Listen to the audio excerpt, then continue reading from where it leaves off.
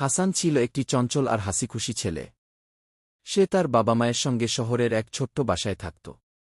কোরবানির ঈদ আসছে, চারদিকে আনন্দের ছোঁয়া। একদিন হাসান তার বাবাকে বলল, বাবা, আমরা কি এবছর কোরবানি দেব? তার বাবা মৃদু হেসে বললেন, ইনশাআল্লাহ, এবার আমরা একটি ছাগল কোরবানি দেব।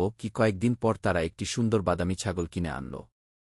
হাসান খুব খুশি হয়ে ছাগলটির নাম রাখল মিঠুগি। প্রতিদিন সে মিঠুকে খাবার দিত, মাথায় হাত বুলাত, আর তার সাথে খেলত।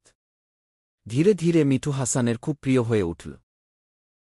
ঈদের আগের দিন রাতে হাসান তার মাকে জিজ্ঞেস করল, মা, মিঠুকে কি সত্যিই কোরবানি দিতে হবে? মা আদর করে বললেন, হ্যাঁ বাবা, কোরবানি মানে আল্লাহর জন্য ত্যাগ করা। আমরা যা সবচেয়ে ভালোবাসি সেটাই আল্লাহর পথে দেই। ঈদের সকালে সবাই নামাজ পড়তে গেল। খুতবায় কোরবানির গুরুত্ব শুনে হাসান চুপচাপ ছিল। বাড়ি ফিরে কোরবানির সময় এল। হাসানের চোখে পানি চলে এল, কিন্তু সে কিছু বলল না। সে মনে মনে বলল, হে আল্লাহ, আমি মিঠুকে খুব ভালোবাসি, কিন্তু আপনার জন্য আমি তাকে ত্যাগ করছি।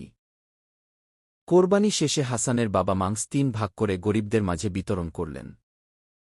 হাসান নিজেই কিছু মাংস নিয়ে পাশের দরিদ্র পরিবারের কাছে দিয়ে এল। গরিব পরিবারটি খুব খুশি হয়ে দোয়া করল, আল্লাহ তোমাকে সুখে রাখুক। বাবা, সেদিন হাসান বুঝতে পারল, কোরবানি শুধু ত্যাগ নয়, এটা ভালোবাসা আর ভাগাভাগিরও শিক্ষা।